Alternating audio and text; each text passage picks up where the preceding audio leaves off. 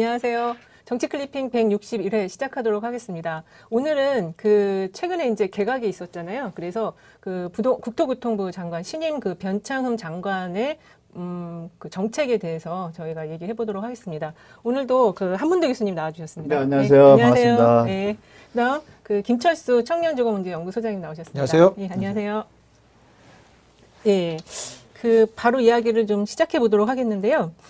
지금 최근에 이제 4개 부처 개각이 있었잖아요. 그리고 앞으로도 이제 또 개각이 한 차례 더 있을 예정이라고 하는데, 이번에 가장 개각에서 관심 있었던 부처가 국토교통부였거든요.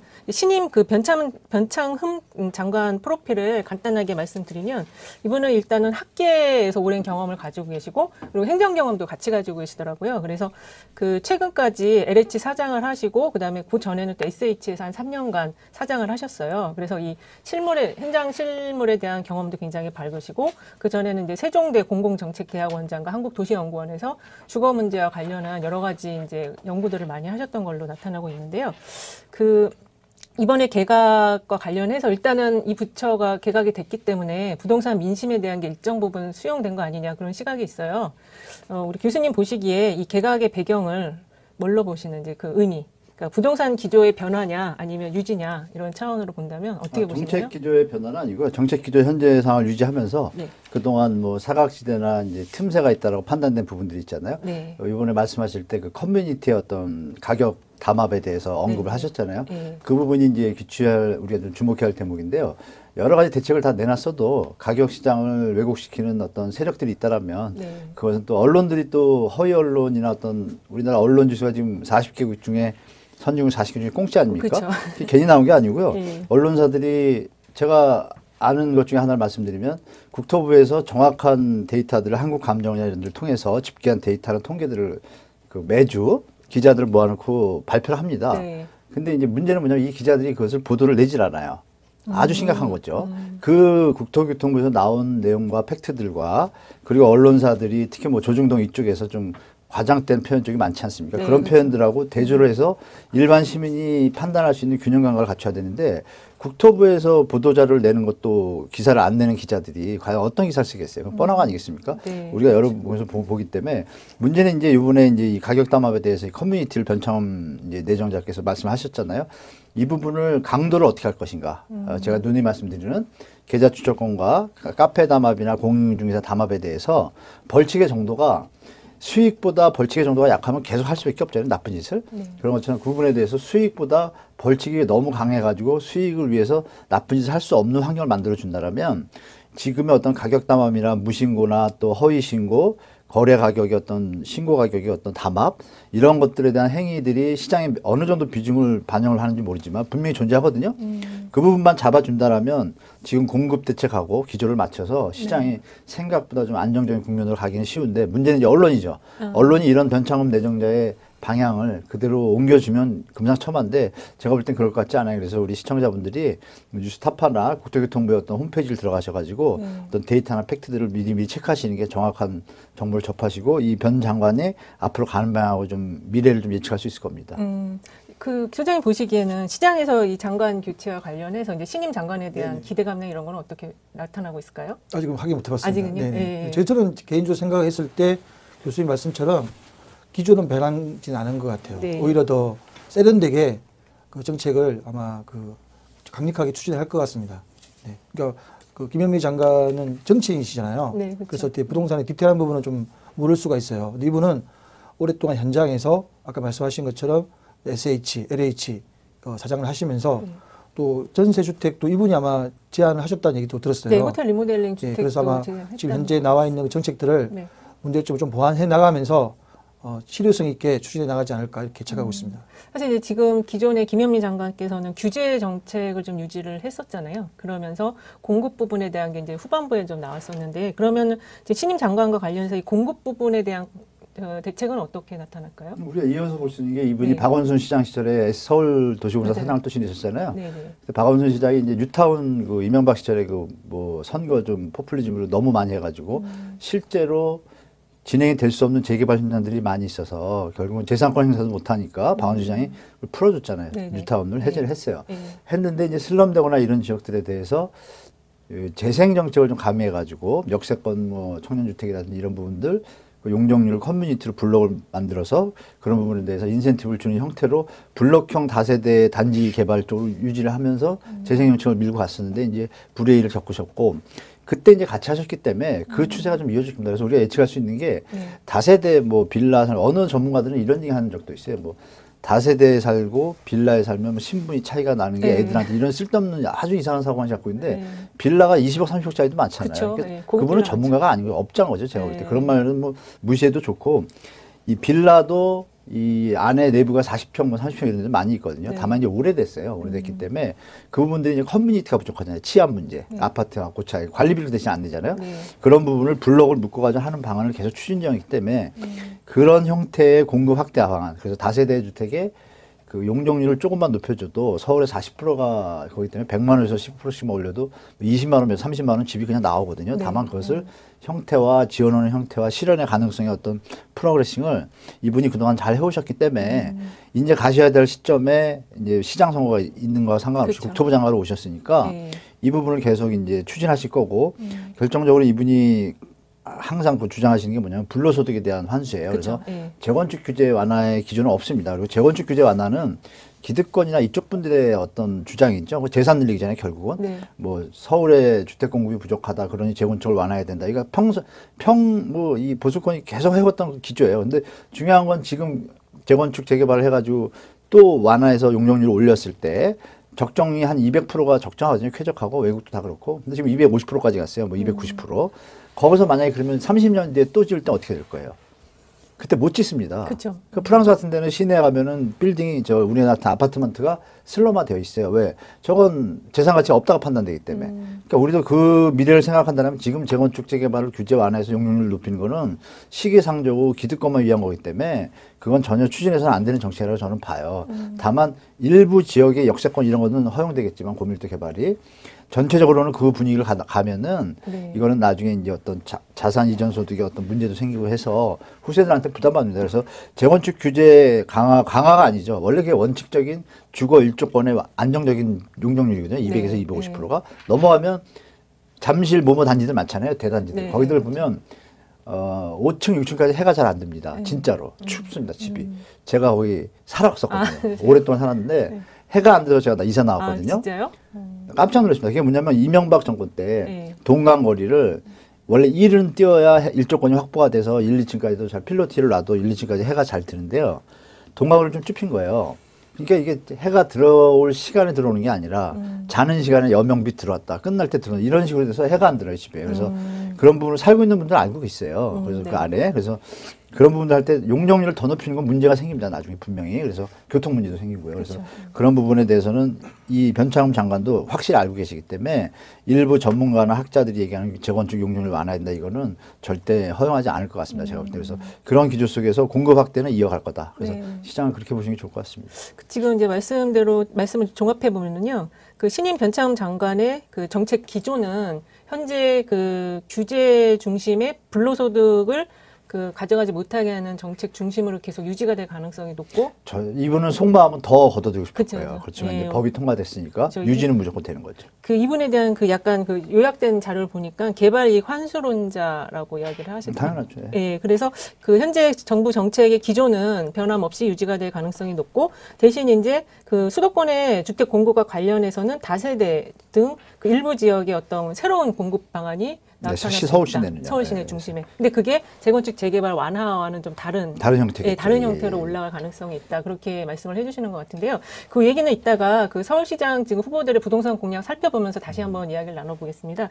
그 일단은 지금 현재 아직 그 장관 인사청문회도 진행은 안 되었거든요. 그런데 굉장히 지금 비판 여론이 언론에 많이 나타나고 있더라고요. 그리고 특히 이제 최근에 그 시무 7조라고 해서 그 대통령 뭐 관련해서 약간 이제 비판글을 올렸던 조은산이라는 그 이름을 가지고 비판글을 올렸던 인터넷 논객이 김현미 장관 해임을 요청을 했다가 다시 이번에 변창흠 장관이 임명이 되니까 김현미 장관이 그립다 이런 글을 또 올려가지고 언론에서 많이 지금 이 글을 받아주고 있는데 이분이 지금 주장하는 이거는 어떤 내용이라고 봐야 되는 거죠?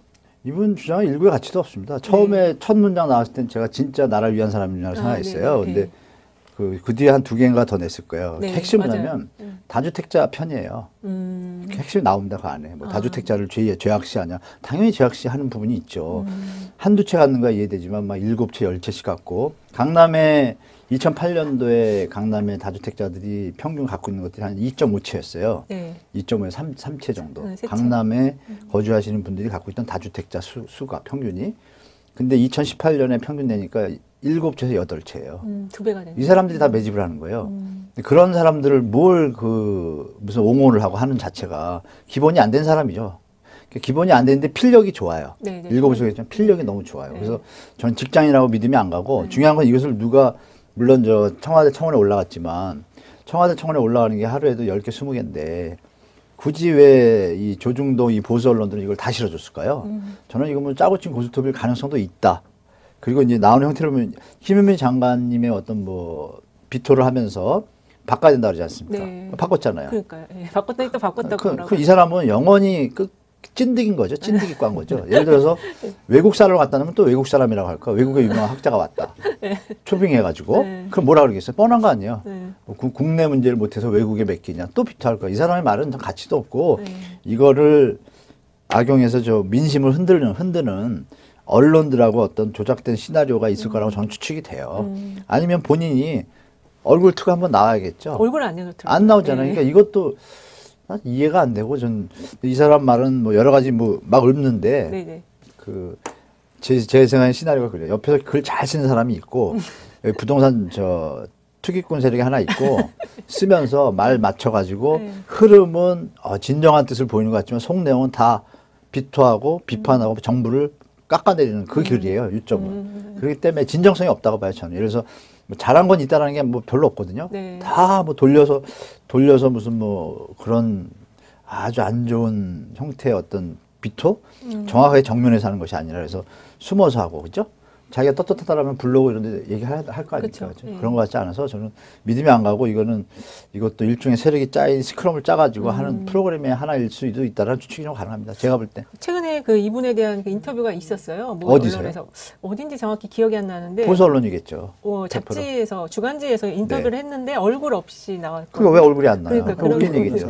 우리 소장님 보시기에는 믿을 수 이분 없죠, 그러니까. 인터넷 논객이 글 어떻게 보세요? 일단 저도 청원도 이제 조은산 했었죠. 네. 뭐 얘기를 많이 들었는데 네. 관심이 없어가지고 네. 잘 안 봤지만 더우면서 준비를 좀 하려고 봤더니 네. 알 수가 없어요. 그리고 블로그도 비공개로 처리해놓고 아마 그 정치인들이 무슨 얘기를 하면 네. 맞는 얘기라도 자기가 지지하지 않는 정당의 얘기는 좀 무시하는 경향이 있잖아요. 그렇죠. 그러다 보니까는 이제 일반 국민들의 얘기는 좀 순수하게 볼 거 아닙니까? 그래서 아마 이 조은세라는 사람을 이제 만들어 놓고 그럴 수도 있고 아닐 수도 있는 거 가지고 활용하는 거죠. 이 사람이 그냥 개인 국민이면 순수하게 얘기할 수 있는 거예요. 그쵸. 근데 이게 이 거대 정당이 이 사람 한 개인을 뭐 대단할 수도 있고 안 할 수도 있지만 이렇게 크게 비중 있게 다룬다는 건 좀 이해가 안 가더라고. 그러면 그렇게 비중하게 다루면 이제 책임감을 가져야 될 거 아닙니까? 그쵸. 자기는 순수하게 어떤 얘기를 했는데 그 예상하지 못한 파괴복과 왔으면 이제 본인이 최소한 국민들한테 드러내야죠.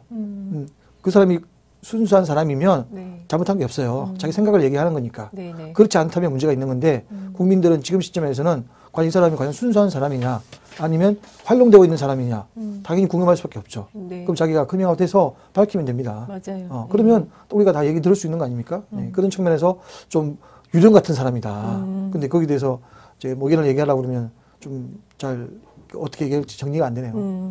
제가 하나 추가 좀 말씀드리면 이 네, 사람의 네. 정체를 알 수 있는 부분이 하나 있습니다. 어떤 부분? 아직도 임대차 3법을 옹호하는 자가 예, 그 있다는 부분 것이 있어요. 더욱 신기할 따름이다. 이거 아주 이 갭 투자 투기꾼을 옹호하는 발언밖에 안 되거든요. 임대차 3법은 우리 시청자분들도 마시면도 아시겠지만 네. 2009년부터 MB 시절부터요. 유엔 권익위원회 뭐 다 아시잖아요. 네. 거기서 그 헤비타트 그쪽에서 경고가 왔었어요. 네. 계속 한국이 임대인들의 권익만 보호하지 임차인들의 권익이 너무 열악하다. 네. 그러면서 OECD 국가나 선진국에 비해서 너무 열악하니 빨리 그 부분을 고쳐라. 그러니까 뭐냐면 외국은 어떤 특정한 경우에만 내가 집을 새로 짓는다든 이런 경우에만 임차인을 내보낼 수가 있어요. 그 임대료를 심하게 많이 안 올리고 시장 분위기랑 비슷할 거 아닙니까? 그런 것이 기본인데 우리는 여기잖아요. 무조건 내보내고 네. 거꾸로 해요. 네. 이럴 경우만 2+1 경우만. 그러니까 이게 아주 안 좋은 거죠. 근데 그나마 그것도 안 돼서 계속 경고를 받다가 제가 정확히 하는 2018년으로 기억을 해요. 19년인가? 18년, 19년에 마지막 경고를 했습니다. 거기 권익위원회에서, 유엔에서. 요번에도 그 부분에 대해서 손을 안 대면 전 세계에 공포를 하겠다. 아주 그 인권, 임차인 주거에 대해서 아주 지켜주지 않는 최악인 나라로. 국가라고. 네. 그게 겁나잖아요. 그러니까 그게 겸사겸사 이게 통과를 하다 보니까 여기서 문제는 뭐냐면 임대차 3법이 통과될 때 임대차 존속 기간이 그냥 4년 이렇게 했으면 되는데 아니면 3년 이렇게 했으면 되는데 이게 모양은 막 강력하게 밀어붙인 것 같은데 정부 안에도 엑스맨이 있는 것 같아요. 제 생각에. 밑에 꼬랑지를 달아서 실거주 유예 조건을 둬가지고 지금 네. 분위기가 이렇게 된 거잖아요. 네. 그렇다면 이 사람, 이 좋은 사년이라는 사람이 진정한 국민을 위한 사람이라면 임대차 3법 중에 임대차 기간 계약갱신 조건에 계약갱신. 대해서 네. 실거주 예외 조건을 없애주기를 부탁드립니다. 이렇게 써야 정상인이죠. 그렇죠. 네. 근데 이 인간은 임대차 3법을 옹호하는 자가 있다니 신기하대요. 나는 이 사람이 더 신기한 거예요. 그래서 제가 볼 때 이분을 제가 그런 자격이 있는지 모르지만 수사 의뢰하고 싶어요. 대한민국 사회의 불안 심리를 조장하는 교란 행위를 하는 거로 고발할 수 있는지 모르겠지만 할 수 있다라면 하고 싶을 정도로 아주 말장난을 너무 많이 한 것 같아서 좀 화가 나는 수준입니다. 제가 볼 때. 사실 최근에까지만 해도 이게 전세금을 막 몇 억씩 올려달라고 그래갖고 이사를 갈 수밖에 없는 상황이 계속 보도가 또 됐었잖아요. 네. 그런 거를 놓고 본다면은 사실 임대차 3법은 임차인의 권리를 보장해주는 법안은 맞거든요. 네, 그렇죠. 그거에 대해서 저렇게 얘기한 걸 보면은 뭔가가 좀 뒤에 스크럼이 짜여져 있는 것 같다. 그렇죠. 이걸 보면 네. 뭐 이 사람 말은 말이 앞뒤가 안 맞아요. 네. 그러면은 지금 이번에 이제 변창흠 신임 장관이 인사청문위원을 통과하고 나면 이제 본격적으로 정책을 추진하실 텐데 이분 같은 경우에 그 공공 자가주택 도입과 관련해서 그 확고한 그 소신의 철학을 네. 가졌던 분이시잖아요. 그 향후 부동산 정책과 관련해서 기대할 만한 부분은 어떤 것들이 있을까요? 공공 자가주택 이쪽으로 밀어붙이실 거고요. 저 경기도에서 이재명 지사 밀어붙은 기본주택 있지 않습니까? 기본주택, 그건 예, 좀 일맥상통합니다. 이게 아, 그래요? 국가 재원이 좀 투입이 되고 네네. 그것이 이제 윤활유화 역할을 할 때 중요한 건 뭐냐면 이제 그 매개체가 있어야 되잖아요. 네. 건설사나 시행사 있어야 되는데 그 집단이 지금 LH잖아요. 그렇죠. 근데 LH가 뭐 알겠지만 이런 얘기 해도 되는지 모르지만 LH 마피아라는 소리가 있습니다. 네. 그 사실입니다. 그것도 나중에 한번 감상 더 들어갈 텐데 오죽하면 이거 일반 재개발 지역 있지 않습니까? 재개발 지역에서 LH에서 재개발을 들어오겠다 그러면 주민들이 반대를 합니다. 네. SH가 들어오겠다 그러면 찬성을 하고. 아, 맞아요. 그런 게 그 있었어요? 그럼요. 재개발 지역에 어. 투자한 사람은 다 알아요. 아, 그래요? 그 정도로 LH가 문제가 있다는 것을 그러니까 주민을 위하고 국민을 위한 시스템이 아니라 그쪽에 지금 뭐 옛날 MB부터 박혔던 뭐 박근혜부터 박혔던 그 기득권이 얼마나 많겠어요. 네. 그런 부분도 한번 적폐가 뭐 언론 적폐도 있고 검찰 적폐도 있지만 이런 건설업체 중에 특히 LH, SH는 좀 나아요. 왜냐하면 박원순 시장이 12년 동안 계속 관리했기 때문에 좀 나아졌는데 LH는 국토부 장관님이 4년마다 바뀌잖아요. 그것도 한 번만 더 바뀌면 2년밖에 안 있으니까 네. 그 속에서 뭐라고 하겠어요. 뭐 당신들 왔다 가는 사람 그러니까 이게 검토가 안 되는 거예요. 이게 차관이 중요하죠. 차관이 잘해야 되는데 차관이나 이쪽에서 장난질하면 당하는 거예요. 거꾸로 국토부 장관이. 제가 볼 땐 그런 냄새가 좀 나요. 이번 정부에서. 근데 요점은 질문 뭐였지? 화가 나다 했죠. 뭐였죠? 공공자가주택. 공공자가주택인데 예. 이거는 이미 다 검증이 됐어요. 해외에서. 아, 예. 그래서 정부에서 국민주택기금이 1년에 주택도시기금으로 바뀌었는데요.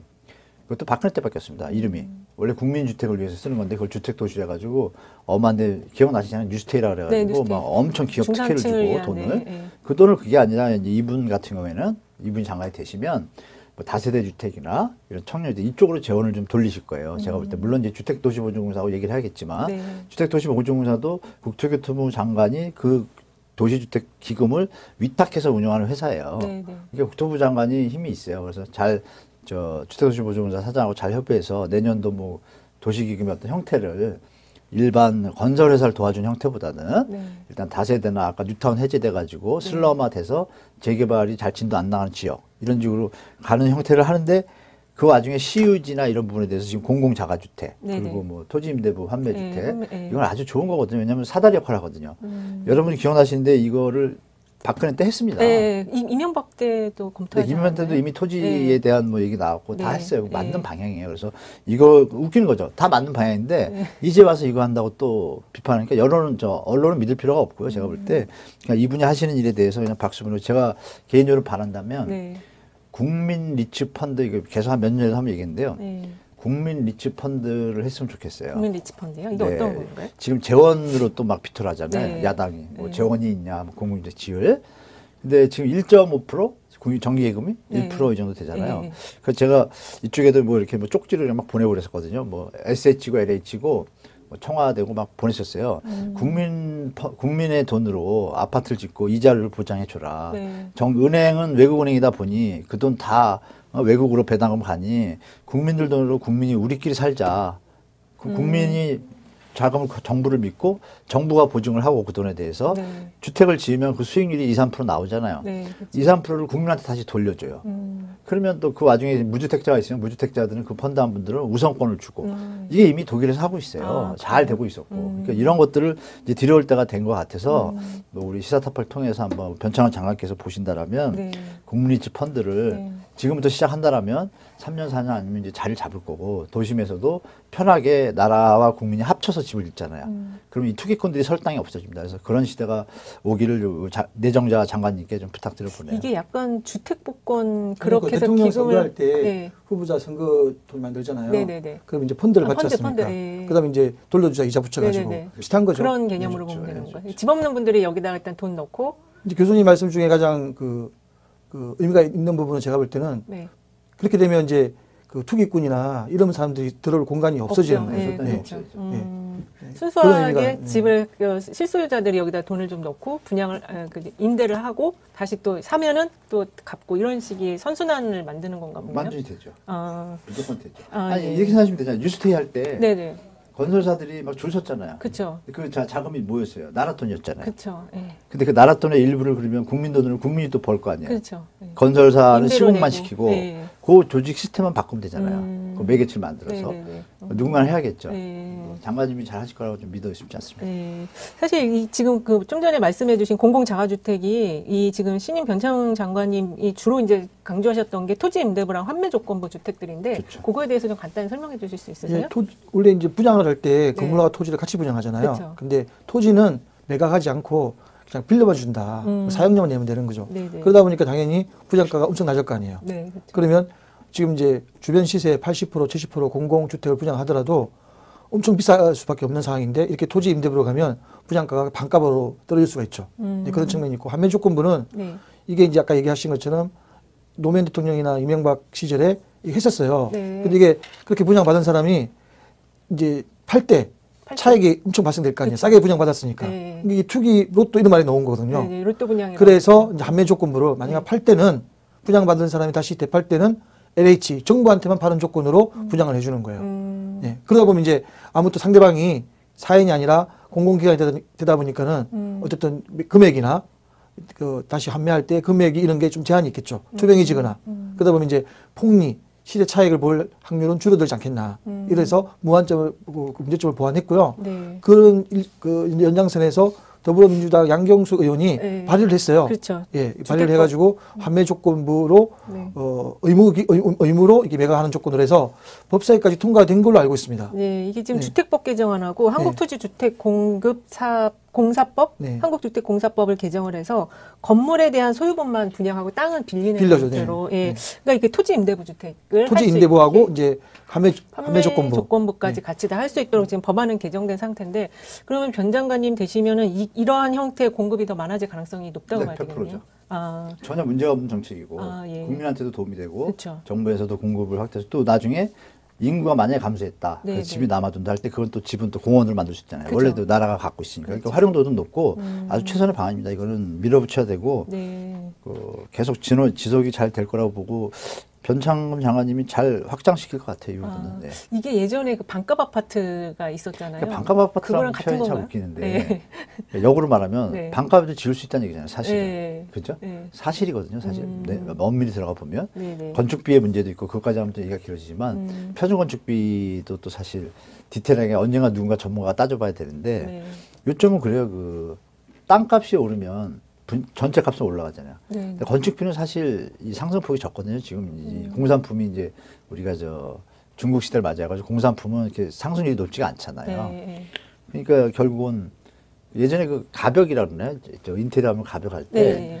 그 인건비가 들어가지고 보통 한 200, 300 들었어요. 한 장만 해도 200, 뭐 싸도 150인데 요번에 어디를 하는데 이 공산품이 좋아져가지고 건축 자재가 아. 그거를 그냥 자동으로 조립하는 게 나왔더라고요. 아. 똑같아요. 아, 그래요? 그 단가는 막 3분의 1, 40% 수준이요. 어. 역으로 단가가 싸진 것도 많아요. 창호 같은 것도. 그러겠네요. 그런 개념에서 본다면 지금 올라간 이유는 땅값만 올라간 거잖아요. 그렇죠. 그래서 결국은 시유지나 국유지가 중요하다고 봐요. 시유지, 국유지를 잘 활용만 하면 진짜 말씀하신 방값에서 방값 더 싸게 그렇게 하고 이게 활용된다라면 주거 사다리도 되고 주택 공급 부족의 완충 역할도 하고 여러 가지 장점이 좀 많을 것 같아서 저는 강력하게 밀어붙이기를 좀 부탁드려봅니다. 그 뭐 부양받은 네. 사람도 그 재산세도 훨씬 더 줄어들죠. 그 토지 부분을 그렇죠. 그 아니니까. 자기 소유권이 아니니까. 네. 그렇죠. 네. 너무 세부담도 좋고 해서 단지 이제 투기 목적으로 보는 사람 입장에서는 안 좋죠. 왜냐하면 땅은 내 게 아니니까 네. 이게 땅값이 올라가지. 팔 때 양쪽에 다 붙여야 될 거 아닙니까 이유는. 그렇죠, 그렇죠. 건물부분도 붙이고 토지도 네. 붙여야 되는데 네. 토지는 내 게 붙일 수가 없잖아요.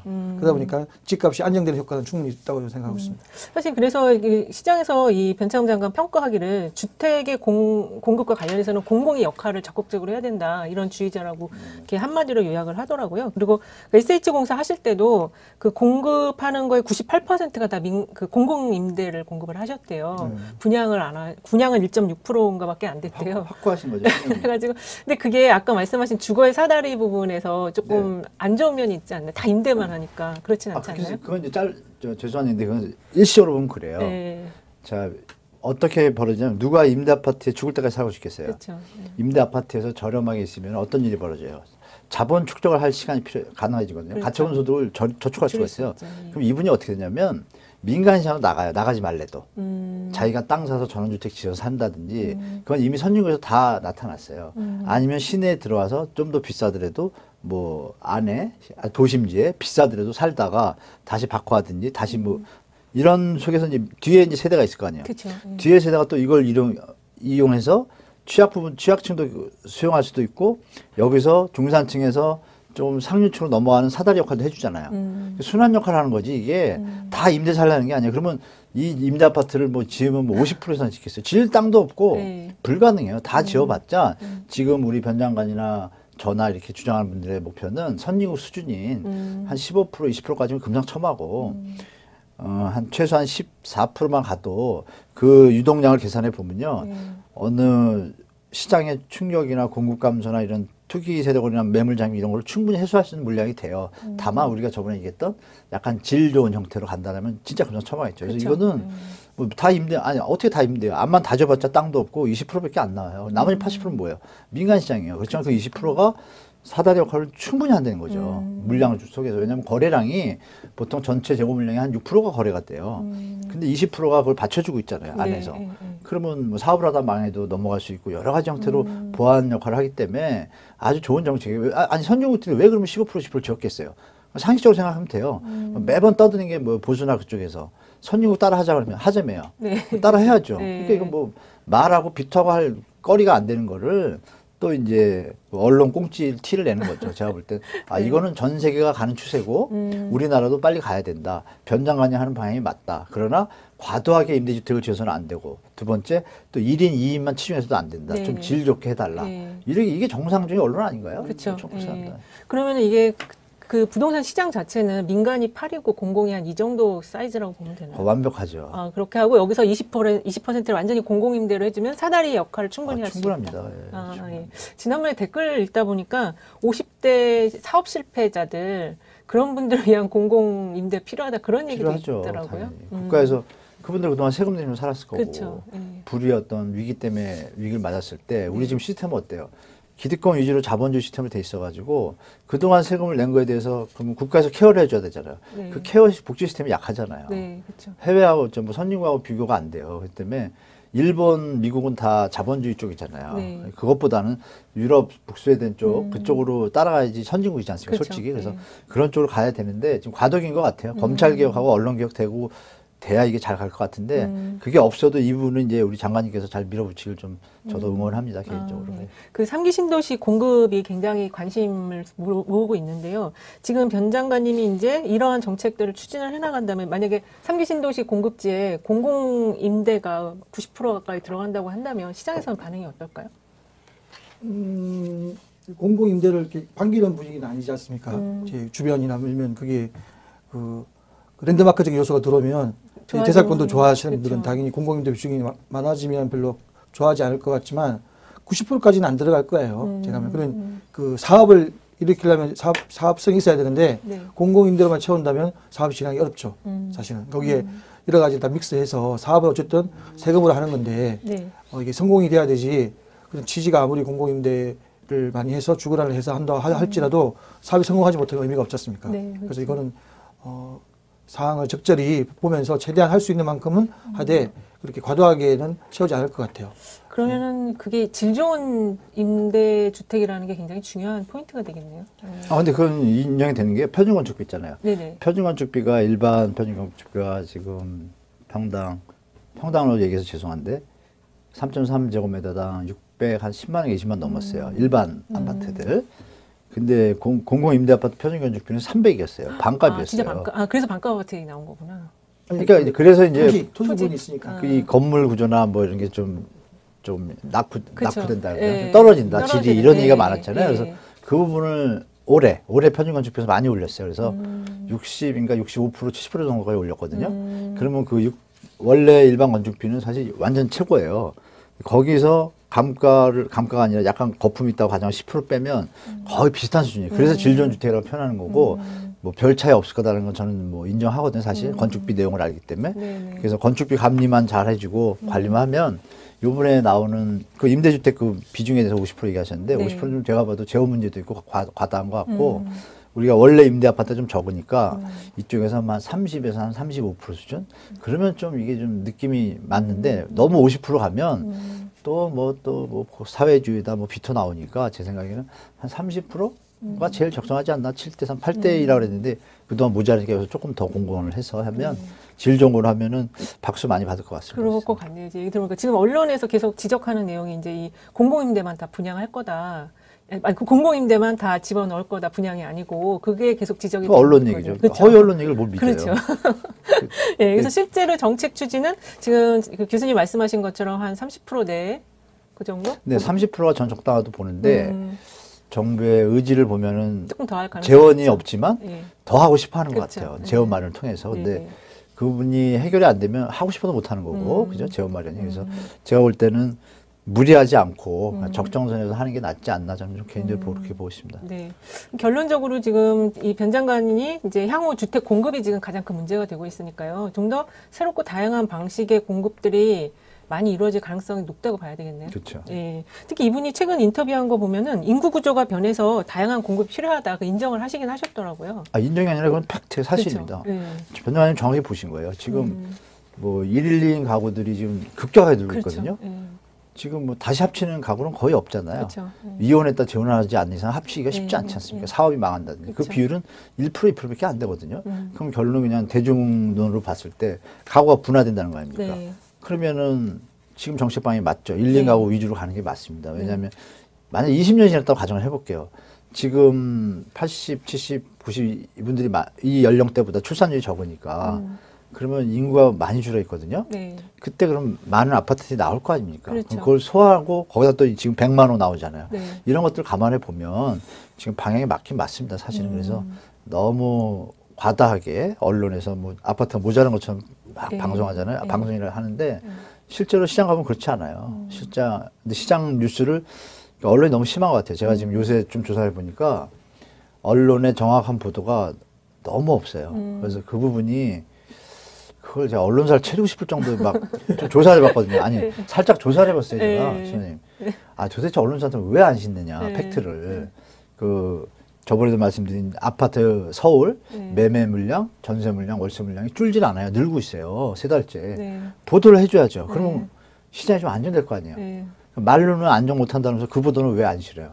그 이상한 언론이잖아요. 근데 그 이상한 언론이 8, 90%란 얘기예요, 지금. 그래서 제가 도대체 언론사들이 왜 기사를 안 쓰고 이런지를 확인하다 보니까 너무 기가 막힌 사실들을 알게 됐는데 다음 시간이 되면 완전 정리되면 좀 말씀드리고 싶어요. 그걸 네. 전달해야 언론의 적폐가 이렇게 심하구나라는 걸 시민들이 더 많이 알아야 점점 그들이 좀 정신을 차리고 올바른 기사를 쓸 것 같아요, 제 생각에. 네. 네. 기자들이 많잖아요. 옛날에 그렇죠. 비하면 네. 언론사가 많이 만들어졌으니까. 옛날에는 기자들 우리 생각하면 이제 발로 뛰면서 기사를 쓴다는 느낌이 들었는데 지금은 이제 받아만 쓰는 것 같아요. 뭐 정부 걸 받아 쓰든지 아니면 뭐 당글 받아 쓰든지 모르겠지만 이게 내용을 읽다 보면 이 사람이 자기가 썼는지 아니면 받았는지 느낌이 좀 오거든요. 그리고 뭐 오타도 생기고 오타가 생기는 건 수치스러운 일이거든요. 그쵸. 왜냐면 기자가 써서 몇 단계 거쳐서 기사가 나올 거 아닙니까? 아무도 안 본다는 얘기예요, 그냥. 그러니까 신문사가 그런 실수를 많이 종종 목격하게 될 때 그 내용은 오죽하겠습니까? 부동산 같은 경우는 사실은 뭐 전문가로 한들 일부분에서 좀 잘하고 나머지는 이해하는 정도지 그 광범위한 분야거든요. 그렇죠. 근데 기자가 이제 보통 젊잖아요. 사회 경험도 없고. 근데 거대한 이런 국가적으로 중요한 문제 다루는데 좀 너무 경솔하게 쉽게 그냥 쓰지 않나. 최소한 모르면 모른다고 쓰면 되는 건데 또 언론은 원래 이제 좀 이슈화 돼야 되니까 붙어야 되잖아요. 정부 정책에서 비판하고 그런 건 좋지만은 그냥 무비판적으로 남의 얘기를 그대로 옮기는 거는 책임이 너무 없다고 생각하고 있습니다. 이게 부동산 관련 전문 기자들이 공부를 많이 해야 되긴 하더라고요. 제가 그 부동산학과 그 커리큘럼 보니까 굉장히 방대하더라고요. 범위가 엄청 넓더라고요. 근데 그 정도로 공부를 하고서 이제 실물 경제 부분에 대해서 기사를 쓰는지는 정말 모르겠어요. 전혀 아닙니다. 그렇죠. 전혀 아닌 것 같아요. 아닐 지금 것 같아요. 나오는 것들을 보면은. 네네. 네, 그래서 오늘 일단은 먼저 첫 번째 주제로 얘기한 그 변창흠 장관에 대한 거는 그 정부의 정책 기조는 그대로 유지가 된다. 그리고 공급과 관련해서는 그 여러 가지 다양한 방식의 공급들이 그 인구 구조 변화 등등에 맞춰서 계속 공급이 될 것이고 그런 것들을 계속 검토하실 것이다. 이렇게 좀 정리하면 될 것 같습니다. 사실 이분이 그 LH에서 최근에 공급한 호텔 리모델링 주택도 이분이 추진을 했다는 얘기가 있더라고요. 그래서 그래요? 예, 그래서 새로운 방식으로의 공급이 많이 좀 이루어질 것 같고 아까 그 교수님 말씀하신 그 특히 이제 수도권 내에 그 빌라에 대한 어떤 그 새로운 공급 방안, 네, 아마 접근법. 계속 연구 중이고 예. 조만간 발표할 거라는 느낌이 들어요. 예. 그래서 이제 그걸 좀 기대하면서 봐야 되는데 그 전에 지금 아무것도 안 나는데 언론은 너무 지금 비판 일방적으로 지금 하고 있는 것 같아요. 아, 참 그리고 지금 언론에서 또 가장 많이 비판하는 게 이분 그 주택 문제거든요. 그 방배동에 그 39평형이 5억 9천인가 신고했다는데 그거에 대해서 아까 찾아보셨다 하셨죠? 저는 이제 이게 뭐 허위 신고라고 끄다 네. 이렇게 아마 뉘앙스로 내용을 쓴 거 보고 좀 놀랐어요. 정치인들의 책임 있는 사람들은 재산 신고할 때 허위하지 않습니다. 그렇죠. 네. 네. 실수로 누락할 수도 있지만 그렇게 뭐 누구나 확인할 수 있는 걸 거짓말 하겠습니까? 네. 이분이 5억 9천 방배동에 어떻게 39평이 5억 9천백이 안 하냐. 네. 근데 신고를 할 때는 공시 가격을 하잖아요. 그렇죠. 공시 가격은 이제 시가하고 좀 틀리지 않습니까? 그리고 거래가 잘 안 되면 공시 가격도 많이 안 올라요. 아. 네. 이 내용 그대로만 보더라도 네. 나홀로 아파트 14가구예요. 네. 아파트가 14가구가 될지 모르겠어요. 왜냐면 아파트는 20세가 넘어야 되는 거 이거 빌라 아닙니까? 아닌가요? 네, 아무튼. 다세대인가? 그래서 14가구고, 그 다음에 이분이 거기를 2006년부터 지금까지 사신 거예요. 이게 15년 사 15년 살았다는 얘기는 그 제가 네이버를 보고 이분이 그때 양력을 보니까 아마 그때 서울시 시정연구원이 그 근처에 있거든요. 네네, 저 그렇죠. 방배동 쪽에. 네. 거기에 연구원을 하다가 그 다음에 그 세종대로 그 학교를 갔어요. 세종대로. 네. 가고 난 다음에 본인이 세종대 근처에 한 게 아니라 애들이 있을 거 아니에요. 네. 그러니까 자기 서울시에 일하는 직장에 근처에 살다가 아이들이 있으니까는 그 근처 집을 산 것 같아요. 그 당시 생각해 보면 네. 그 살다가 계속 살았는데 지금 부동산 값이 많이 뛰니까는 방배동에 39평이 어떻게 5억 9천이냐. 허위 신고다. 강남에 있는 아파트 이렇게 그냥 그 어떻게 프레임을 짜가지고 얘기하는 것 같은데 너무 어처구니가 없죠. 그 지금 최근에 2018년도에 거래한 가격이 8억 얼마예요. 2018년도도 집값이 좀 오를 때거든요. 네, 그렇죠. 8억 얼마에 39평이면 정말 싼 거 아닙니까? 그러면 이거는 가치가 그렇게 있지 않은 강남이라고 해서 다 비싼 건 아니고 이렇게 아파트 형식이 떴지만 14가구 정도 되는 나홀로는 재산 가치가 없습니다. 네. 그래서 허위 신고도 안 했을 거고 지금 그 가격을 산다 하더라도 그렇게 비싼 값을 줄 수 없을 거예요. 사실 그게 뭐 집을 사고 팔아보신 분은 아시겠지만 아파트 같은 경우 대단지가 제일 중요하거든요. 단지 수가 중요하죠. 굉장히 세대수. 중요해가지고. 예. 저는 더 웃기는 거는 네. 아니 그분이 15년 동안 살고 있는데 뭐가 문제예요? 그렇죠. 예. 허위 지금도 살고 신고했다고 계신 지금 거 얘기하는 아니에요? 것 같아요. 그 일일이 응대하면요 버릇만 나빠져요. 그걸 보고 그렇지 이제 않아요? 알려드리는 거죠. 네. 예. 응대할 가치도 없는 그렇죠. 건데. 예. 그래서 지금 이번에 이제 신임 장관님이 이제 임명을 신임 장관 아니고 받았는데 이제 아니죠. 내정자. 네, 내정자. 그렇죠. 국토부 장관 내정자께서 장관직에 오르시게 되면은 좀 정말로 다양한 방식의 공급 방안을 좀 저희가 기대해 볼 수 있겠다. 네네. 얘기할 수 있겠고요.